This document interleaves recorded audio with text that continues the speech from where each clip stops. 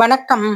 இன்றைய தலவரலாறா நம்ம பார்க்க இருக்கிறது செங்கல்பட்டு மாவட்டம் அச்சரப்பாக்கத்தில் அமைஞ்சிருக்கக்கூடிய நடுபழனி என்னும் ஊரில் உள்ள மரகத தண்டாயுதபாணி கோயிலை பத்தி தான் பார்க்க போறோம். சுமார் 70 ஆண்டுகளுக்கு முன்பு பொள்ளாச்சியை சார்ந்த முத்துசாமிங்கிற மிராசுதாரர் முருகப்பெருமானின் திருவருளால வட இந்திய யாத்திரையை முடிச்சு அச்சரப்பாக்கம் அருகே இருக்கிற பெரும்பேறு கண்டிகைங்கிற திருப்புகழ் தலத்திற்கு வந்திருக்காரு. மலை மீது சுமார் 4 ஆண்டுகள் தவம் இருந்தாராம். அங்கு தங்கியிருந்த காலத்துல அவரது கனவுல குழந்தை வடிவத்துல தோன்றிய முருகப்பெருமான் பெருங்கரணையில் உள்ள மலையில எனக்கு ஒரு கோவில் எழுப்பணும்னு கேட்டுக்கிட்டு இருக்காரு. அதன்படி அங்க வந்து அந்த மலையை கண்டுபிடிச்சு அங்க உச்சியில வேலாயுதத்தை நிறுவி வழிபாடு செய்ய தொடங்கினார். அதுக்கப்புறம் ஒரு கொட்டகை அமைச்சு வழிபாடு செஞ்சார். இதுக்கு ஊர் மக்களும் ஒத்துழைப்பு கொடுத்திருக்காங்க. ஒரு நாள் பெருத்த மழையால கீற்று கொட்டகை விழுந்துற தனி ஆலயம் எழுப்ப தீர்மானிச்சு சிறிய ஆலயம் எழுப்பியிருக்காரு. மலையை சீரமைக்க முத்துசுவாமி சித்தர் பெரும்பாடு பட்டிருக்கார். அருகில் உள்ள ஊர்களுக்கு காவடி எடுத்து ஆடி அவங்க தர அரிசி உள்ளிட்ட காணிக்கையை பெற்றிருக்கார். அதனை கொண்டு மலையை சீரமைக்கும் பணியாட்களுக்கு சமைச்சும் கொடுத்திருக்கார். பக்தர்கள் தரும் காணிக்கைகளை திருப்பணிக்கு பயன்படுத்தினார். எவரிடமும் கையேந்தி நன்கொடை கேட்டதில்லையா. குறையோடு வர்றவங்களுக்கு திருநூறு தந்து குணமாக்கும் வல்லமையும் முத்துசுவாமி சித்தருக்கு முருகன் திருவுருளால கிடைச்சிருக்கு.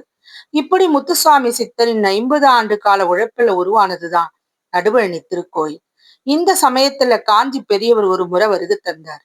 அவருக்கு இந்த ஆலயத்தில் உள்ள முருகப்பெருமான் பழனி பால தண்டாயுதபாணியாகவே காட்சி தர இந்த தலத்தை நடுப்பழனின்னு அழைச்சாராம் காஞ்சி பெரியவர். அதன் பிறகு முருகப்பெருமானோட மூலவ சிலைய மரகத சிலையா வடிச்சு புதிய தண்டாயுதபாணியாக பிரதிஷ்டை செஞ்சு 1993 கும்பாபிஷேகம் நடைபெற்றது. தமது பூ உலக நிறைவு காலம் வரத உணர்ந்த முத்துசுவாமி சுவாமிகள் கனவுல மைசூர் கணபதி சச்சிதானந்த சுவாமிகளோட உருவம் வந்திருக்கு. அதே போல அவருக்கும் தோணுச்சான். அதனால அவரும் இங்க வந்து இவரை பார்த்திருக்கார்.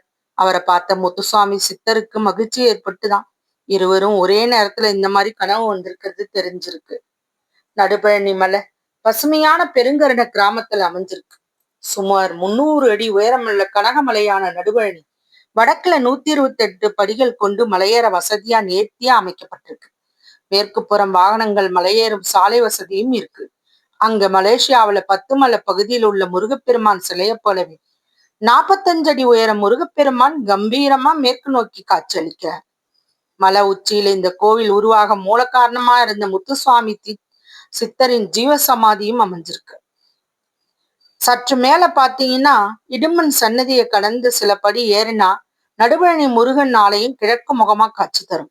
கணபதி தத்தாத்திரேயர் சன்னதிகளை சுற்றி அமைஞ்சிருக்க நடுநாயகமா மரகத கல்லால ஆன தண்டாயுதபாணி கிழக்கு நோக்கியபடி அருள் காட்சி தர இவரோட வடிவம் நமக்கு பழனிமலையில் இருக்கும் பால தண்டாயுதபாணியோட உருவத்தை தான் நினைவுபடுத்தும்.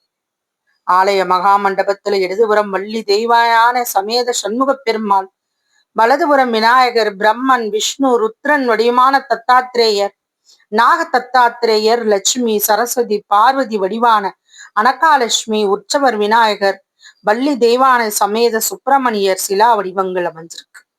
மலை அடிவாரத்துல விநாயகர், அருணகிரிநாதர், பாம்பன் சுவாமிகள், திருப்போரூர் சிதம்பரம் சுவாமிகள், ராஜேஸ்வரி அம்மன் நவகிரகங்கள் சன்னதி அமைஞ்சிருக்கு. இந்த ஆலயத்துல பங்குனி உத்திர திருவிழா 3 நாட்கள் நடைபெறுது. சஷ்டி உற்சவம் மற்றும் திருக்கல்யாணம், கார்த்திகை மாதம் கார்த்திகை தீப திருநாள், முத்துசுவாமி சித்தர் குரு பூஜை இதெல்லாம் வெகு சிறப்பா நடைபெறுது. இதை தவிர முருகனுக்குரிய கிருத்திகை உள்ளிட்ட விழாக்கள் சிறப்புடன் நடத்தப்படும். பௌர்ணமி தோறும் கிரிவலம் நடைபெறுது. இத திருமண வரம், குழந்தை வரம் அருளும் தலமாக பக்தர்களால போற்றப்படுது.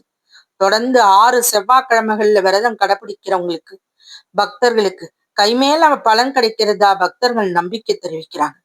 இந்த ஆலயம் தினமும் காலையில 7:30 மணி முதல் நண்பகல் 12 மணி வரையிலும், மாலை 4:30 மணி முதல் இரவு 7:30 வரையிலும் பக்தர்கள் தரிசனத்துக்காக திறந்து வச்சப்பட்டிருக்கு. இந்த நடுபழனி தண்டாயுதபாணி மலைக்கோயில் இவ்வளவு சிறப்பு வாய்ந்த இந்த மரகத கல்லால பூஜிக்கப்பட்டு வருது செங்கல்பட்டுக்கு அருகிலேயே இருக்கிறதும் பெரிய விசேஷம். நன்றி. வசியின் வாசிப்புகளை தொடர்ந்து பார்த்துக்கிட்டு வாங்க. சப்ஸ்கிரைப் பண்ணாதவங்க சப்ஸ்கிரைப் பண்ணுங்க, லைக் பண்ணுங்க, ஷேர் பண்ணுங்க, உங்க கருத்துக்களையும் கமெண்ட்ல பதிவு பண்ணுங்க. ஓம் முருகா போற்றி. நன்றி.